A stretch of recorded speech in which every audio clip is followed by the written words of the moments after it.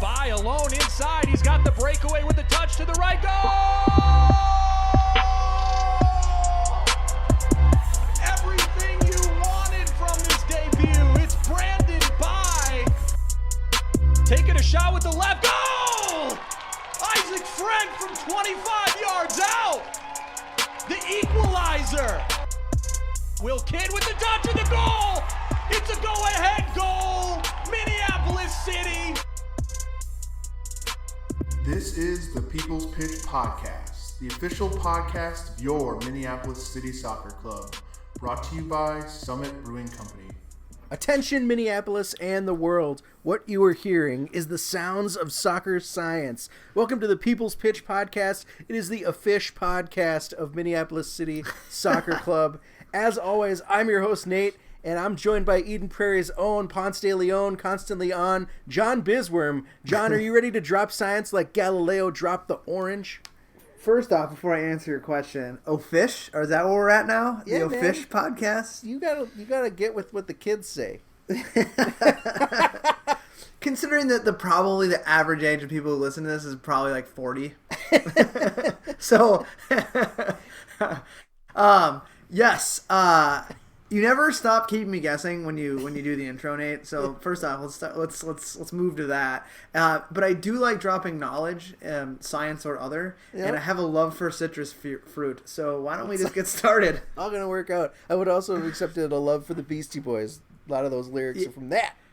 Yep, I picked that up. Good. But you know me, I don't give you the credit when you put all that work into it. But I know exactly where you're going. Usually the intro is just based on what's going on in the room at the same time that I'm starting to write it. So that's me too. Where it's like, so like when I called you the guy from Up, I literally was like working from home that day, and Up was on, and I was like, I'll give this a shot while I'm working. Yeah. And I'm like, oh, that guy, looks like a old cartoon version of Nate. So we got lots of great stuff tonight. Plenty of exciting and some potentially divisive news coming out of Intergalactic headquarters this week. Of course, we got some player signings. We've got, what did I see on Twitter? OsseOMG. Augsburg is our home, but Osseo is going to be our extended stay America for 2018. I don't want to interrupt your mojo here, but I like the extended stay America because it's kind of like where like you get the token for like the little cup of wine that comes out of the dispenser at happy hour. Oh, that's a thing. Oh my god, I've never you stayed in one of those. No, I've always had a home. Anyway, let's get to it. Hey, I've always had a home. The show is beginning. I'm not homeless. I just happen to stay there for a period of time. Extended time. My soccer life took me to weird places, okay? That makes sense.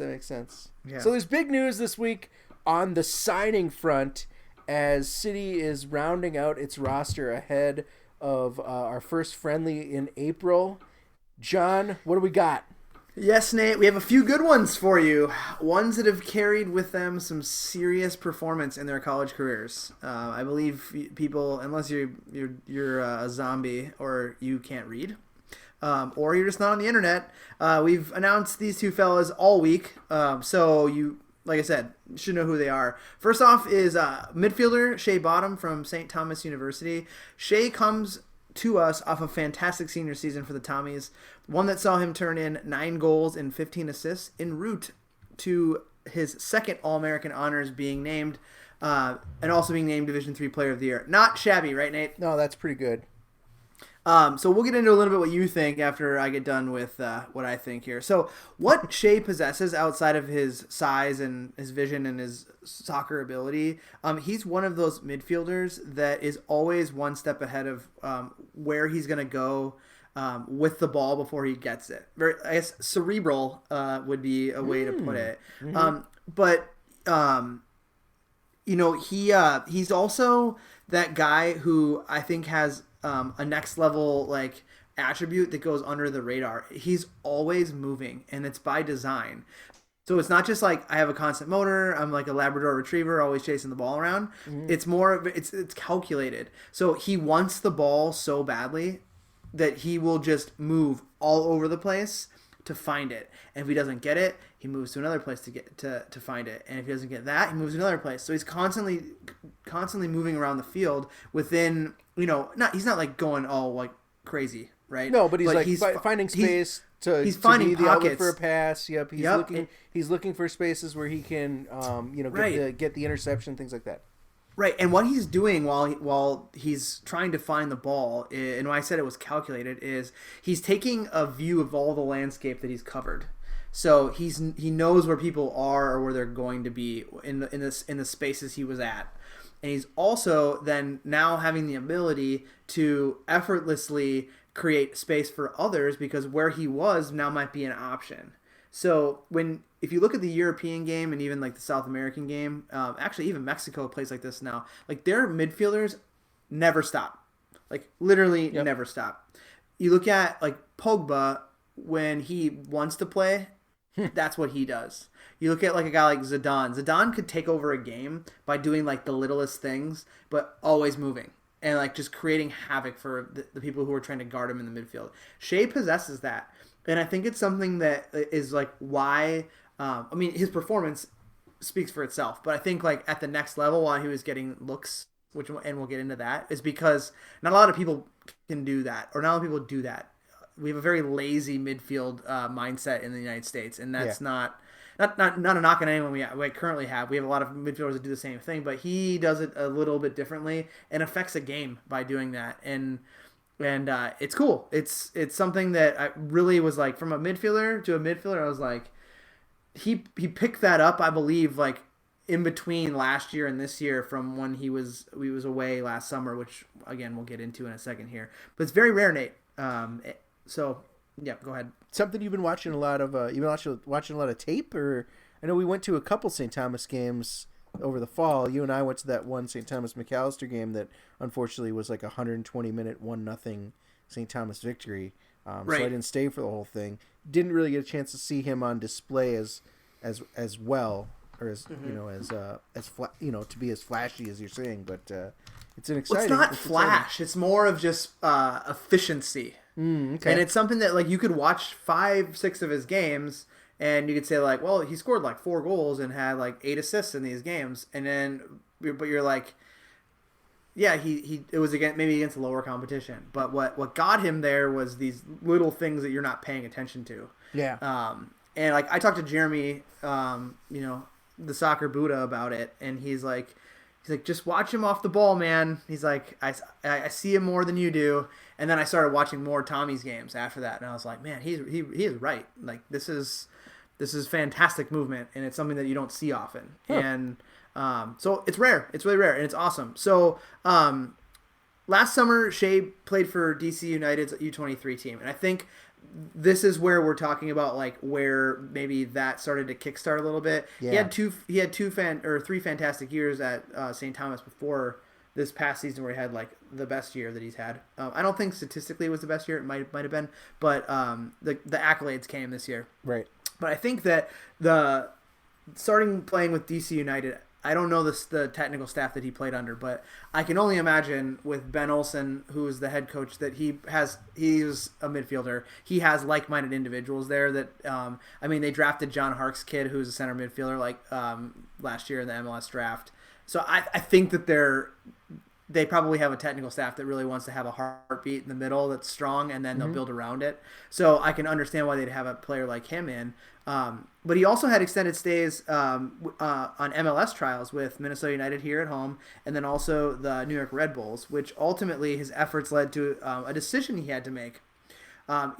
Accept and play in the USL for Red Bulls 2, or come home. So be a professional soccer player or not. Yeah. And this is where some of the internet chatter kind of ticked me off when we announced him, was like it went negative to like, well, he should be playing elsewhere. He gave up, and that's not the case. He didn't give up because it wasn't he gave up because he couldn't make it. He clearly made it. He made a decision for his life. So he accepted a job, started a career, chose family and to be close to family and friends, and keep the game in his life. And we were that outlet for him to keep it in his life. So part of what we talked about when we create Minneapolis City was development for players and a high level place to play for people who can still do it in the area. And he's falling into that category because yes, he could. I mean, and maybe next year he could realize, you know what, I don't like being a 9 to 5 working stiff. I'm going to go back to trying to figure out soccer. And we are then just a springboard for him to continue his sharpening his skills while he's figuring that out. But he made a decision, and I don't want people to think that it was like, oh, he's just, he's slumming it with Minneapolis City this year. It's not the case. He wanted to keep soccer as a game in his life. And I made that decision at one point in my life too, and I totally get it, where it's like, soccer is a fucking game, people. Like, it doesn't pay very well unless you're Ronaldo or Messi or, even the best paid United States players or American players make shit for money. So don't be down on a kid who decided to make a decision to be a software engineer. Yeah. Who's going to make a lot of money doing that and probably do it. If he's as competitive as he is and intense as he is in the soccer field when he's on the keyboards writing that code, he's going to do very well for himself. So I got a little defensive about that because I talked to him about it and I get it. I understand what he went through. And it's hard for people to wrap their heads around a decision like that. So I give him really tons of credit. And, after giving things a try and he did succeed at it, he chose to do what was best for him. And that's hard. And I commend him for it. Also, glad to have him in the mix. Yeah, no kidding. So two things. I think, first of all, he's probably the most exciting signing of the offseason. Well, the newest, freshest. Like, we had Coleman last year who was kind of like, people were like, oh my God. So yep. I think this one was like a different, like... He's the big name, right? This is the big name for fans of soccer in the Twin Cities. Is you would have heard or at least known that St. Thomas was this amazing force locally, that he was the heartbeat of it for so many years, and he's as close to he would I guess he was as close to a sure thing for a local talent to move on to the next level as anything we've had around here for a while. Mm-hmm. But it's true, and it's true. So I wonder if it's like if it was kind of an all or nothing situation, like you said, like why bother taking a USL salary, which is probably less than what a teacher makes, and hope to make it to the first team of the Red Bulls when you can just make your money at home, keep playing, and try again, next off season. Or just live your life. Yeah. I mean, look how many fantastic players we have. Look at Martin Brown. Martin Brown made the same decision too. Mm-hmm. Like chasing the pro dream around isn't for everybody, and you realize at some point, like, I'm kind of content in my soccer ecosystem. Yeah. And he's damn good at it. So good. Well, that's fair. Let's hope for I think the thing you mentioned, you brought it up, is the Brian Coleman comparison, right? Like this is the exciting signing of the year. I don't want to make the mistake this year of geeking out too much over it. I think Shea could be awesome. He could be our impact player, or he could either not be that into it or not be able to. You never know. He's going to be into it. Okay. You never know. You never know as soon as like the competition starts, like what people act like or what people are like on the NPSL field, which is kind of crazy to say. Right. It's a level kind of below where he was playing, but still. You never know how it could affect people. You never know what it means or what it'll look like when he goes up against Duluth. So I'm reserving my judgment until I see him, but it is a very, very exciting signing, and I think our fans should be pumped about it. I think so too. I mean, the last thing I'll say about it is, like, it's not we brought in a local soccer kind of legend to, like we did last year with Coleman, and it didn't work out for like personal things. Like he just his life got in his. It's hard to get from Woodbury to Minneapolis for a 6:00 game. It's more of like it's hard to get there when you have a day job. Yeah, exactly. And your day job is soccer, and like that was a whole nother thing. And he and I have talked about it since then, and it's just like it just sucks that it didn't work out. But I don't want everyone to think like you were saying this is a marquee signing here. This is just an opportunity where we're like it worked out for everybody. Yeah. And it's different, and it was internet chatter because of, like you said, his profile here, but it's less about like he's gonna come here and win us the division and be the savior of the NPSL North. It's not like that. It's more of like, why is he not playing at the level we think he should play at? And I gave you those answers, but I think that's where the chatter came from. And it's like, oh damn, well, good for Minneapolis City for like being for catching a guy like that who decided to come home. You know, like, so I want to definitely temper the expectations. I don't want him to like have this like thing on his back, you know. Right. But yeah, that is kind of a worry, right? Is this guy going to have the target on his back when he steps on the field, and is he the guy that everyone's going to want to prove something against? We'll see. I mean, first off, he's got to fight for minutes. You know, It's like so. The midfield is looking pretty crowded. It's crowded, but it's crowded by design to keep people fresh. Yeah. And we'll get into that another day. But anyways, super happy to have him. Welcome to the murder, Mr. Shea Bottom. Word. So that's not all we have, Nate. There's always two, sometimes three. We announced yesterday that Carleton University College, Carleton College standout striker Brandon McGarity also put pen to paper. You may remember Brandon. When we talked to Tim Wills, when we had him on the podcast, we were going through all of his accolades. We were like, so apparently something named Brandon McGarity showed up and stole your thunder. Well, he's showing up again. He's back. He's stalking Timmy. But they're just two different types of forwards, and we'll talk about that. But anyways,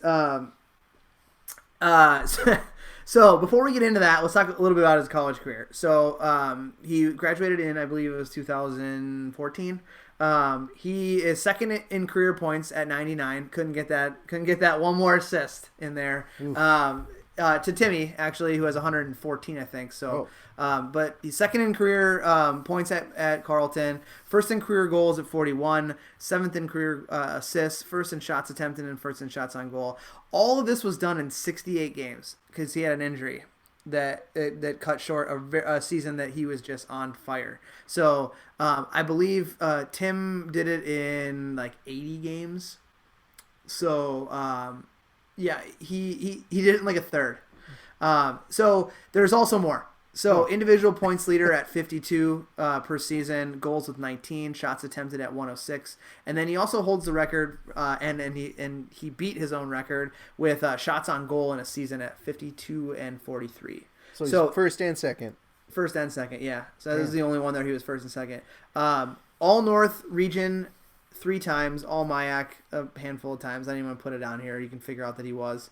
And an injury took away a first-team All-American spot for him in an injury-shortened season, but it landed him on the second team with all the work he did before he got hurt. So Brandon clearly is a fantastic striker.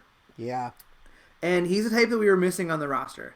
And that is not slighting anyone we had, and I'll get into that. We had like the typical hold-up guy forward who loves to get the ball and pass, and that's Timmy. Mm-hmm. And then we had the beast of what could have been if he was with us the whole time, Brandon By, who was hold-up, just physical, just all-around awesome soccer player, literally playing in the MLS right now. If you don't know, now you know.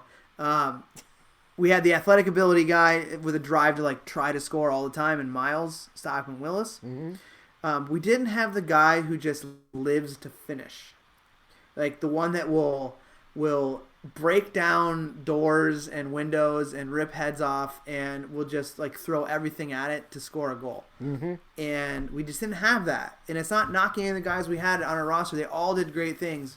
Like, but Brandon is just one of those guys that he has that thing you can't teach. And it's the ability to just put the ball in the back of the net. And I said before that they kind of must make that forward down in like the lab in Northfield at Carleton, where it's like if he loses the ball, he'll chase you down 80 yards just to get it back out of spite. And Timmy does that too. Like how many times have we seen like Timmy, no one talked to him when he receives the ball with his back to goal, and then someone nicks it off of him because he didn't know what was happening behind him. Yeah. And he'll go get it back. And then it'll jumpstart our attack again. Like that's the kind of hard worker that Brandon is also off the ball, and it's awesome to have the different mixture of forwards that we have, and to throw him into the mix. He also has incredible off the ball movement mixed with his. He's a tall guy, so he's got speed and a little bit of a bag of tricks. So it'll be tested in a very physical conference. Like yeah. I've seen him play against our guys, and like when you're getting kicked by AJ in practice because AJ's getting pissed off, like it's very similar to what's going to happen against like Duluth, right? Yeah, except and we you got always to add another foot on top of AJ, and you've got the guy that's going to be coming after you from Duluth. Right. So, you can never simulate the donkey football. You can't. Yeah. And not if you want to keep your players healthy. But like we always say, like, can they match up the physicality of Duluth? Who knows? I think he can. I think he's gonna be the guy in our conference who people are gonna at the end of the season, if he stays healthy, is gonna be like, man, that guy had a good year. And he's had a good year everywhere he's gone, and we're happy to have him in. And I'm interested, like I said, seeing like when he gets slapped in the face, does he slap back and with just like kind of like a backhand, or does he slap back with like a brace and then like laughs his way off the field on the way home, like fuck you for trying to chop me down. I'm gonna score 2 goals on you, and we're gonna win this game. Yeah. So we'll see what we got. Yeah, I mean, obviously, some people are gonna say this is not as sexy of a signing as that bottom. But if there's one thing I've learned in this league, it's that nothing you've done before matters once the whistle blows. Like you said, you never know how you're gonna react or how a player is gonna react to some real physical play from a team like Duluth or even like Twin Stars. And our other Carleton product, Tim, was quite impactful, has been quite impactful, and has scored some key goals for this team, especially in the U.S. Open Cup, yep. right? He scored a big goal against Med City last year, too, Yep. At home. And he scored the goal against Duluth. Mm-hmm. So, like, you're right. I'm kind of excited what we could do with both of them. Like, I don't know what the coaching staff's going to do, but stealing your thunder here, taking away your minutes. No, it's but, cool. like, We can keep talking. I mean, we gave Shea a lot of minutes to talk about too. I think Brandon deserves a little bit of chatter. I think there's really no reason to think that him with his resume and his proven scoring aptitude, he can't succeed in this league as well. We are, like you said, looking for someone that's hungry for the goal, like we see out of a Kyle Farrar. Or he's a lot like Farrar. Yeah, he really like the way he plays the game. I think he's faster, and maybe a little bit shorter than him, but like very similar type forward actually. 2-footed, back to goal, but can quickly turn on you and beat you, and then you don't know what the hell's going on, and then can finish.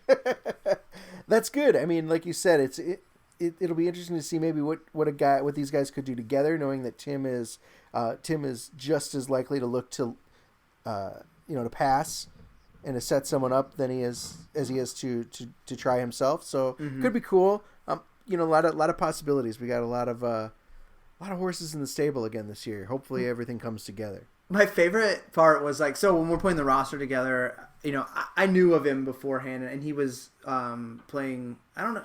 He was trying out for other teams. I don't know who they all were. I kind of didn't really care at that point. I just heard Big Game James go, "Hey Biz, McGarrity's coming back this summer." And I was like, "Oh really?" I'm like, "What are his plans?" He's like, "Oh yeah, man, you just gotta give him a call. He's all in." Like.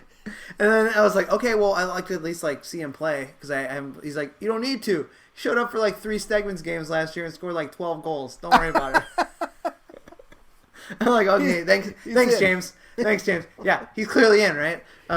So that was my introduction to him outside of watching his highlight reel online, which I would encourage folks to do. His first ever game at Carleton as a freshman, he scored a hat trick in the first like 8 minutes of the game. What? Yeah. Yeah. And then like did it again a week later. The coach had to be just shitting his pants like, unbelievable. I struck gold. Yeah. Right? And then it happens like 8 days later. Yep. Wow. So yeah, just search him on the internet. It's like the first thing comes up. Brandon McGarrity. Yep. So welcome to the murder, Brandon. Whoop. So on to segment 3. Yeah. The big news of this week, other than the fact that I've made it through another week with a newborn, is a major announcement. City has found its home for the 2018 season, while Augsburg's Edor Nelson, the Nelly, is under construction, and it is Carleton Field at Osseo High School. Here's some deets. To be loved by anyone. I'm dancing like Carlton right now. I thought you were just dropping some Ton Jones. Yeah. No, it's because that's Carlton's song. I know, but it's who sings it? Tom Jones. Tom Jones, yeah. Yeah, so Tom Jones. Never Gotcha. mind. All right. We're turning into just a bunch of fucking idiots right now. So, anyways, details. Yeah, what's up with Carlton Field? Well, we'll start with an interesting coincidence. Carlton Field is named after not only someone close to us, it is Kevin Hoof's great-grandfather. What? So, the stars align, man, that we are playing in the house that Kevin Hoof's great-grandfather built. That's crazy. Right. Right. How does how does that work? Well, so you might be saying right now, get the fuck out of here. Well, I will not. Carlton is his mother's grandfather and was the head of the Osseo school board and the chairman of the school board for like tons of years. And they named the field after him for his contributions when he retired. But that's not all. Word is that the Ton family was one of the first settlers in Maple Grove / Osseo area in the 1800s. So it comes from a long line of Tons. The Ton dynasty, if you will, in Osseo. And so Kevin's grandparents and both his parents are Osseo Orioles. So, like, this, it writes itself, man. That is, it's the homeland. It's the Hoof homeland up there. Well, not the Hoof homeland. It's the Ton dynasty. It's his mom's side. Yeah. Only his mom's side. Yeah, you got Tond, I guess, in Osseo. We gotta change it up. And then in Maple Grove you got Hoof, but in Osseo you got Tond, I think is how it goes. I don't know. We'll figure that out. But also it's a bird. I mean, hello, the crows, the Orioles. I mean, Have you ever seen an Oriole and a crow in the room at the same time? I don't think so. No. Maybe that's a coincidence.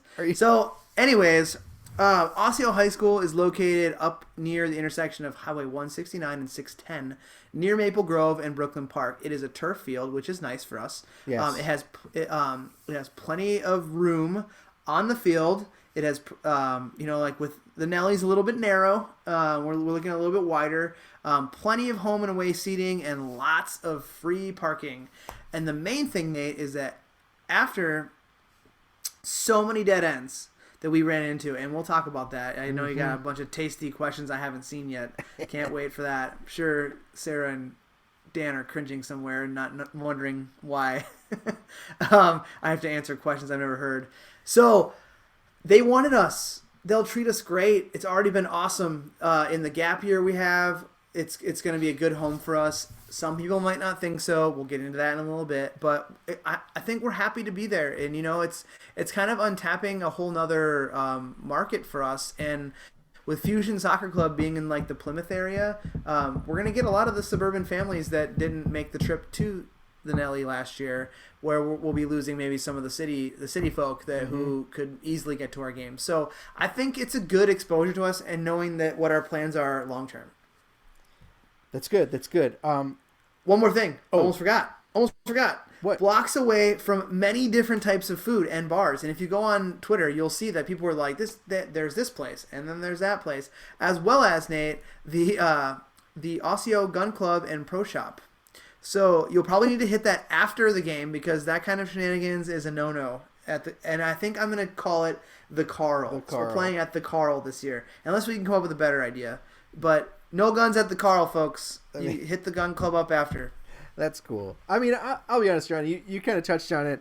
I think there are some members, some fans who have a little bit of trepidation. I have some issues, and I admire. While I admire the support of a lot of the membership that I've seen on Twitter, like you said, there are people who are excited to go to a game that's a little closer to their house. I think I'm not the only one experiencing this trepidation. I know I saw. Even like MJ Matsui has chimed in. There are a few other people who have accepted the efforts of the team, but still like, I've got some worries. My mind is open. Like, I want to be excited for this, but my instincts say that we need to maybe read the room, you and I, and that like like a take that's like it is what it is isn't going to get people feeling better about this, and that as the propaganda arm of Minneapolis City, maybe we need to dive into this a bit, partly as some personal therapy, but partly, for the audience that might be wondering just how this is going to work out this season. So maybe we can go over a few things that will help people like me feel better about this announcement and this choice. Nate, the luxurious press box. Is that's what I wanted. I can't wait to see the press box. Is one thing. Yeah. You can't bribe me with amenities, John. So as we're looking for a field, like what were some of the criteria that the team used in searching for a field? I mean, one that would have us legal to be a legal soccer field. Well, we have requirements, right? Yeah. So we could play every home game and like pack the hill at McMurray, and it would be awesome. You'd have thousands of people coming to those games. Mm-hmm. But we have to have locker rooms. We have to have bathrooms. But you'd be surprised, folks, how many places are like, you can rent from us, but you can't bring in porta potties and we won't open the bathrooms for you. And you're like, what the fuck? then no thanks. So yeah, that was my awesome. question. Is like, are there costs associated? Sounds like some people would let us rent, but that's not probably very cost effective, huh? Well, and then it's like you can rent, but none of the dates that you've already locked in for your schedule will work. But you can have like Sunday mornings, and you can have Thursday nights at 11, and you're like, why? Oh, it's because there's boys high school lacrosse practice, and you're like, well, okay, like, so it's just like you kind of read my mind as far ahead. as like this next question is like, was the timing of the release of the NPSL North schedule like prohibitive to finding a field that worked? Like once we're locked into mandatory dates, I'm sure it eliminated some options. Well, of course it did, but when we reached out to, I mean, I can't speak for all the places we reached out to. I mean, there was like 7 of us trying to find a field, so it wasn't just like Sarah locked in a padded cell freaking out, or Dan locked in a padded cell freaking out. Like it was all of us, like constantly on our weekly management calls, like at meetings, talking about like, okay, so progress on the field was always number one. It's just like everyone would like, just everyone getting their brains bashed in by fields. But, it was something like 30 plus field locations we talked to, and we uncovered every stone. So when I say that, I say it with all due respect to people on the internet. If you come up to us and say, well, did you try this place? Just stop, please. Like, yes, we did. And I'm saying it with all respect right now, but it's going to get old after like, we start playing up in Osseo. Yeah. Well, hey, did you try that? Yes, we did. We literally tried everything. And of course, everyone's going to be like, well, there's a field right by my house. Did you talk to them? Yeah. Oh, I know a guy who's a janitor at this high school. He can just let you in.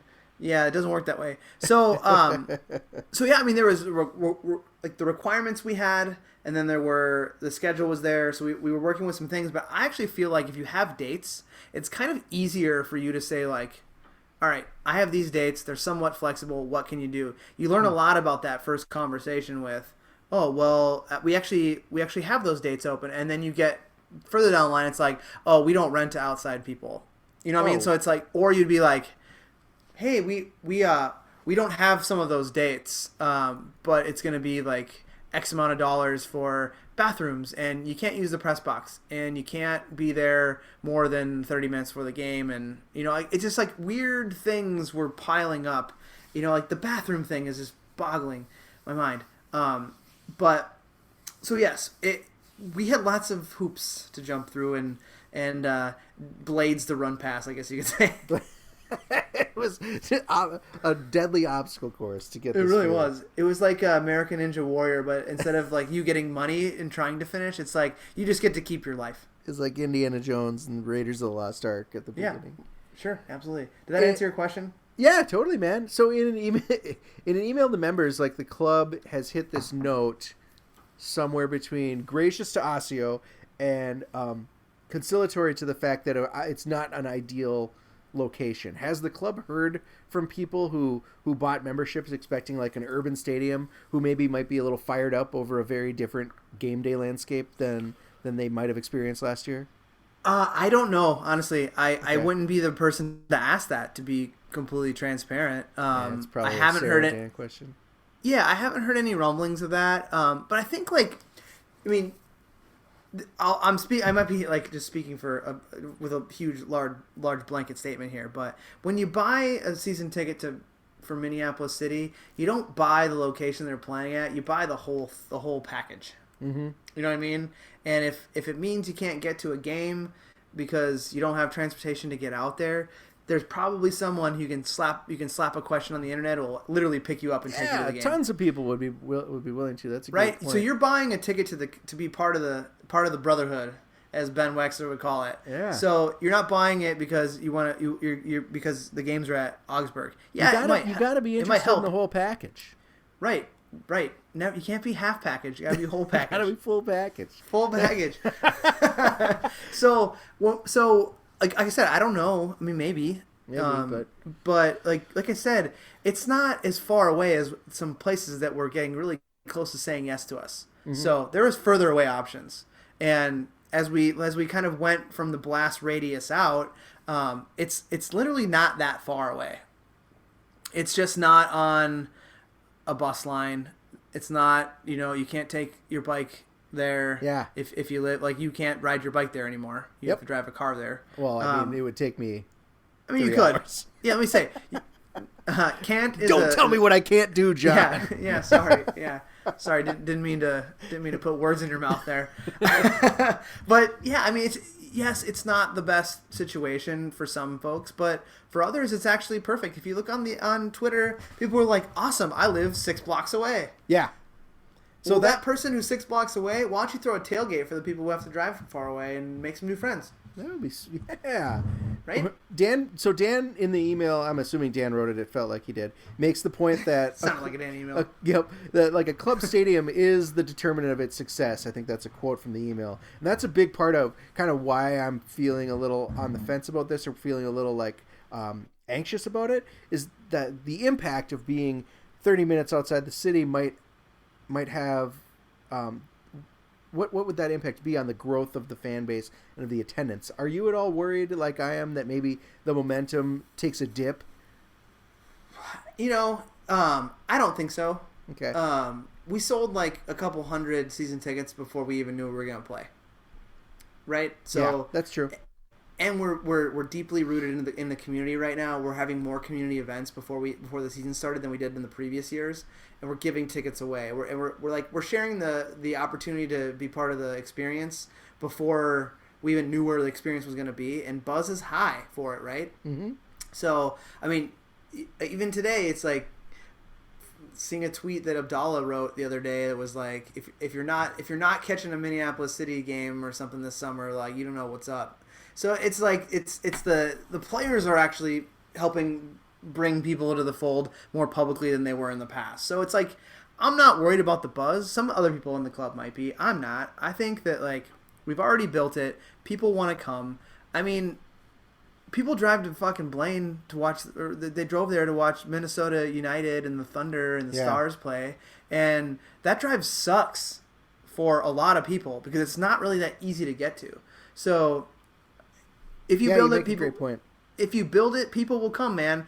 Some people need to come by mass transit, so we need to, like, the supporters contingents that we have out there. If you're listening, I'm sure you're already thinking about what to do.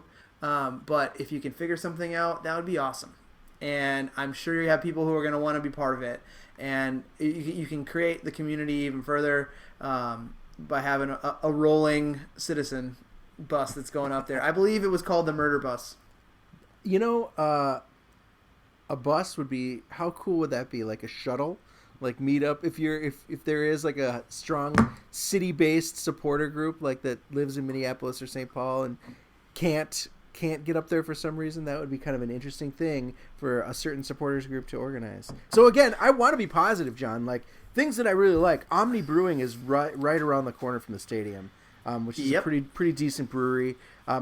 Not as great as Summit, our sponsor, but decent enough to be within walking distance, and I like it. The field looks great, right? It seems like a pretty great facility. It's a new surface. Yeah. I really can't wait to get back in the booth, which you say is beautiful. I want to blast some tunes and scream about goals, some of which might be called back for offsides, and that's embarrassing to me, but that's okay. I want to do that. I'll admit that my take is really city-centric. like you said, I live like a short bike ride from the Nelly. So of course I'm worried that there are a lot of fans like me who might be less enthused about a trip to the northern suburbs, but maybe it seems like we might have a larger contingent of supporters from the suburbs, from out there. There have been a lot of fans on Twitter that we've seen sharing anecdotes about how this is going to be so easy for me. My cousins live right around the corner, or my nephews. I can't wait to bring them.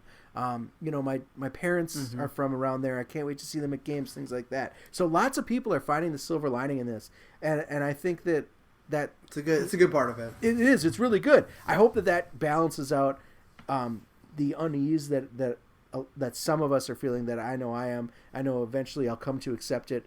I'm really close. You don't really have a choice. I'm really close. Well, you know what I mean. Like, yeah, you have a choice, Nate. I know what you're saying, but like, I'm gonna be there. I'm gonna be there, no problem. But like, it's like, I'm just like bummed, right? I gotta get past that personally. It's only like six games. Like you mentioned, if people that loved soccer like drove to Blaine year after year, hopefully they're going to be able to make it to Blaine 2.0. And it's not even that far. It's not. It's right up 169. And it's against the grain during traffic. Like, it's literally going to be just fine for folks. I mean, I'm also one too. Like, I actually drove further to get from my job to the Nelly last year. Yeah, all the way from Eden Prairie for Bloomington. Yeah, I made it work. I have to be there, but I didn't complain about it. Yep. But I mean, it's okay. It's okay to have complaints. It's okay to be like, well, now I'm not going to city games. Well, people who said that, like, just hit the Twitter sphere hard, and you will get someone who will help you out. Yeah, I think make a friend, make a new friend. I think that's an angle I hadn't really thought of or hadn't crossed my mind. That, you know what, if people really are worried about getting up there, or if people really are upset about it, like, there are plenty of ways to make it an exciting, fun experience. And we've got a really involved supporters group that can help to do it, and plenty in like a really great community, whether it's on Twitter or whether it's at the games that makes it a little more of an encouraging endeavor. I do have a very funny anecdote about this whole chatter about the stadium. So you were telling me, like, you went through kind of a night. I have a couple things, actually. So you tell me which one you want me to talk about. One that you and I did talk about, or one that we didn't talk about. I just want to make sure we cover both. Yeah. So you went through kind of a nightmare scenario earlier about how it's 30-some fields you're on the phone with. You were real close to a couple of them, but there was you did mention that it got real weird with a few of them. It did. So it's like naming the girl that wouldn't say yes to you at the dance. When you wanted to go to the dance. I'm not going to name any names here, but what happened was there was an alumnus whose father was also an alumnus of a school we were looking at. And I was working through someone that I work with personally in my day job, who also was an alumnus, who was a member of the Sports Booster Club, had kids that played soccer at the school, like, was all in, like, oh my God, we can sell concessions, the money can go back into the soccer program, this is great. I will talk to the president of this school. Went to the president of the school said, yeah, this would be great. Exposure, like, maybe, even though they have another home, we can come back, maybe they stay here if it's a great experience. Like, the president gets super excited. So I'm thinking, like, hey guys, I'm on our management meeting call, and I was like, guys, guess what? I think we got something here. Everyone's like, yay! And then the door just shut right in the face. So apparently there was another alumnus who has a connection to an adult recreational sports set of leagues or organization that I won't name, and they actually had a parent that was an even bigger swinging wallet than the one that I was with. So we got trumped by a bigger check, and then it was like, well, screw that guy. I'm gonna write a bigger check, and then finally I had to say, like, look, I'm backing out of this. Like, I'm not getting involved in spending money for something that might not happen. Like, I don't want that on my conscience. Like, right. I'll fight the good fight on another location. So that was what I got involved in, and it was like, and then the other day the individual I work with was like, hey, so do you still want to play there? And I was like, well, is it open? She's like, no, but I saw that guy at a fish fry, and he really pissed me off, and I'm ready to go after him again. Dude, have you ever been to like a piano bar, like Howl at the Moon or something like that, and you were watching like drunk idiots from Ohio State throw down money so that they play their theme song Their and then fight some song? drunk and then some drunk idiot from Michigan throws down their money, and you're just like, what are you doing? You're burning your money. You're lighting it on fire. I imagine that's what it would look like. It was, yeah, but it was from Like, afar. no, I'm going to play soccer here. No, I'm going to play soccer here. But it's like multiple thousands of dollars. Well, then it was like people that, on our side of the fence, like in at the intergalactic headquarters, were like, well, I know so-and-so who's like connected with the person who is renting, and maybe we can level with them. And I was like, I think we just back the heck out of this. Like, there's got to be somewhere else. So that was one thing. So, and then the other thing is like kind of stadium related. So if you have any other questions stadium related, No, that's good. I want to hear your story. So people who don't know, I say it all the time. I'm a Milwaukee guy, so hate me if you will, or love me if you will for being from Wisconsin. But I do make and spend my money in Minnesota, so whatever that's worth. So one of my buddies from Milwaukee texts me, and he's not associated with any clubs, soccer clubs, but he follows Minneapolis City because I'm connected to it. And he's like, dude, I thought you guys couldn't top yourself. And I was like, what are you talking about? So I call him, and he says, so a week ago, I'm on the internet, and like people are dying in America, and you guys have hashtag murder sleeves on the internet. And I was like, yeah, that did happen, didn't it? And he's like, and the thing is like people weren't like pointing at you outside of like one guy who just didn't get that murder was a crows and all that connection. And then he realized it, and he's like, yeah, it's funny, but maybe don't say it. So that was like one isolated person, but everyone was like, murder sleeves, yes, those are sick soccer jerseys. Murder sleeve is like practically trending, right? And people are like literally dying in America. So bad. Like, and then he's like, so that was a week or 2 weeks ago. So then I'm rarely ever on Twitter, or really only check it like once every couple weeks, and then I'm on it, and now you announce your stadium, and then the hashtag that pops up is murder bus. So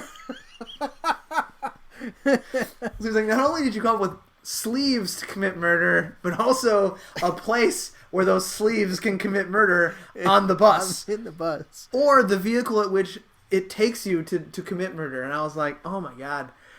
And he's like, but the best part about you guys is that everyone loves the joke. Yeah. Well, yeah. Your buddy's not, your buddy might be a little too sensitive. Well, no, he's not sensitive. He's actually a complete dirtbag. But the funny thing is that he's just like, I just thought you couldn't top yourselves. Game recognized game. Yeah, right? Yeah. Right. Don't hate the player, hate the game. So yeah, it was just funny because then the stadium thing came, and then the murder bus topic came, and I was like, that is really funny. Not laughing at the fact that people die, but when you're part of this ecosystem and you get it, it's really funny. It really is. So yeah, I thought I'd mention that to you. I thought you'd like that. That's a great story. I do love the murder sleeves hashtag, and I didn't know there was a murder bus one, but now I'm gonna try to use it as much as possible. Well, and then he finishes the conversation with, "Hey, so I bought tickets to the Milwaukee Torrent," and I was like, I said, "Really? the Torrent?" I was like, "You did what?" And he's like, "Yeah, I was at a bar, and they were like, they were offering like a discount. And I was drunk, and I said, like, dude, why would you do that?" He's like, "I don't know. I like watching soccer." And I was like, I'm going to buy you season tickets to the Bavarians. And you can watch some UPSL action and just like go over there instead. Oh, they played on his drunkenness. Yeah, they did. They got him. Man. They sunk their grimy teeth into him. Well, but anyway, so that's it. That's what I got for stadium. That's great, man. I think, a lot of anxiety over the stadium choice. I think the team recognizes that was a possibility, and I think the fans are dealing with it and getting over it, hopefully. I definitely applaud the team for making the decision as quickly as possible. I think it's going to be a great location, and like you said, there are tons of opportunities for fans to connect and get up there, connect, and create something interesting up in Osseo. So this discussion makes me feel better, and I hope it makes some of those trepidatious fans feel better. Well, I'm glad. I hope I helped. I hope I didn't hurt.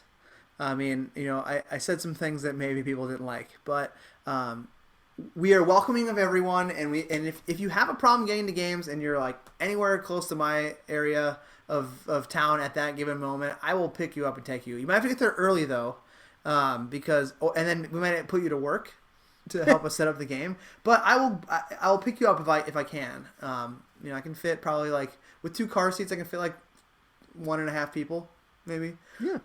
So yeah. I mean, why don't we do a rideshare program? Find a friend, drive up to Osseo, swap. That's a great brainstorm. He drives one day, yeah. She drives the other day, whatever. Let's get brainstorming, people. Let's get brainstorming, citizens. Yes. So that is all we have for this week's show. Thank you, as always, to our sponsor and to our new field. First off, thank you, Osseo, for having us. But thank you to our sponsor, Summit Brewing Company.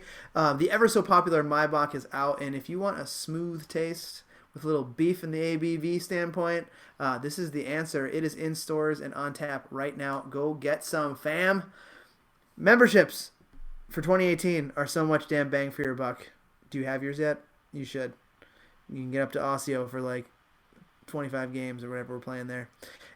If not, go get one. Sign up. $60 gets you a cool season pass and all upcoming city matches this summer for the MPSL and the U23 team. April 21st, that game as well against the Bug Eaters. And if anyone listened to that podcast, that guy is an interesting fella, and we're going to definitely hang out with that guy that day. Yeah. I can't wait. And a fancy membership scarf. And, of course, a vote to help make what we've created your own. Do you like helping people? Well, we do. But helping people costs some money, folks. We need your support. If you're looking to align yourself with a fine group that loves to give back, you are in luck. Minneapolis City is a 501c3 that does good on and off the pitch by providing those less fortunate with a safe, reliable place to play the beautiful game. And as always, it is still tax season, so start thinking about those deductions for this year and maybe next year. So don't count yourself out for next year. But consider to give the club that likes to give back. If you want to get a hold of us, we've made it easy. You can send us a note on Twitter at The People's Pitch or through email at mcscpodcast@gmail.com. It's been a few weeks since Bryn said something, so maybe we'll hear from him next week. All questions, comments, and concerns are welcome. And finally, as always, you can complain to the club or praise the club for all the great work they did trying to find a field in a very difficult landscape at MPLS City SC on Twitter. That is all for this week. Once again, we leave you with our house MC, the Sweden-bound. He's there now, Sweden. man. Yeah, I'm following his. Yeah. Looks like he's eating a lot of good food. Yeah, I mean, probably they're trying to fatten him up. And he's playing in the snow. Yeah, well, let's test one. Fatten up the American. Yep. See if he's got willpower. Anyways, stay strong, Miles. Our house MC, Miles Stockton Willis, a.k.a. Me Lays, with a track called No Heart. I am John. That is Nate, and you are the people. NPSL soccer is on the horizon. So until next time, keep whipping yourselves up into a soccer frenzy, and you got Todd. Mason just fuck your bitch. 215's one big enclosure. How I get my closure, become a composer. I don't need exposure, but I need a mower. Always off the ogre, Shrek with extra odor. About the bullshit, I'm a bulldozer. Say it straight face, no I ain't playing poker. Me, myself, and I was born a loner. Never had a heart, I'm no ordinary organ donor. Money magnet, man, I'm about to bag these maggots. Mainly from the brainy magic, causing racket with no ratchet. I don't talk much, all about the action. Fuck my parents' house, trapping, trying to make the Hamptons happen. Get an A on the report like Voldemort, deporting bodies. You were hot, now you're not. Cool, guess you were wasabi, blasting off like a rocket hourly, like it's a hobby. Win the league like Taco, all you hear is Bravo. Call me Johnny, I'm a bachelor. Never been to Tommy Johnny, flow far from your average Joe, so my bitch is bad as Bonnie. Took a tab and dent my mind, retinals colorized, seeing crystal clear, crystallized fears near my spine's rear, staying clear of what's not myself, mesmerizing mirrors, humbling, niggas mumbling, they need to hit a deer, their position's clear, mine resides in all Poseidon's peers, my career's guided, driven by some gilded gears, cheers. 215's one big enclosure. How I get my closure, become a composer. I don't need exposure, but I need a mower. Always off the ogre. Shrek with extra odor. About the bullshit, I'm a bulldozer. Say it straight face, no I ain't playing poker. Me, myself, and I was born a loner, never had a heart. I'm no ordinary organ donor. Rocking the golden fleece, so don't try me. Asking God, why me? 3 times wearing Y3s. 3 minutes, 3 dots, he's replying. He said these rappers need to start dying. Boy, I gave you the gift to bust off. Dapper young boss, tough soft toss. So knock that rust off. Remember hard bars by far on the bus stop. Now hider or lost stealer, you can't make this bus stop. Depressed in my hut, I admit in a rut. Still living good on the edge like brownie crust. Trying to make a claim to fame. When you make that claim, it's sus. I'm a game changer, on a game breaker, give it up. Are you impressed or so? At peace, never stressed at home. Motto is progress or go. Heart cold as a Eskimo. Damn, these niggas desperate. I'm a hero like Despero. Bully-proof and fully grown. Gooned up eating escargot. Writing like I'm Edgar Poe. Got the process of a pro. Show you how to flex a flow. Records ready, set in stone. Think confetti should be thrown. Riding through black rims. Big blunt like a blimp. Ballin' hard, get a glimpse. Well-mannered, natured pimp. So I touch her fish koi. Tell that bitch quick. Throw her D's on this rich boy. Make her turn around cause she know that I got the voice. Don't wanna hear you speak less 10 G's on the invoice. 215's one big enclosure. How I get my closure. Become a composer. I don't need exposure, but I need a mower. Always off the ogre. Shrek with extra odor. About the bullshit, I'm a bulldozer. Say it straight face, no I ain't playing poker. Me, myself, and I was born a loner, never had a heart. I'm no ordinary organ donor.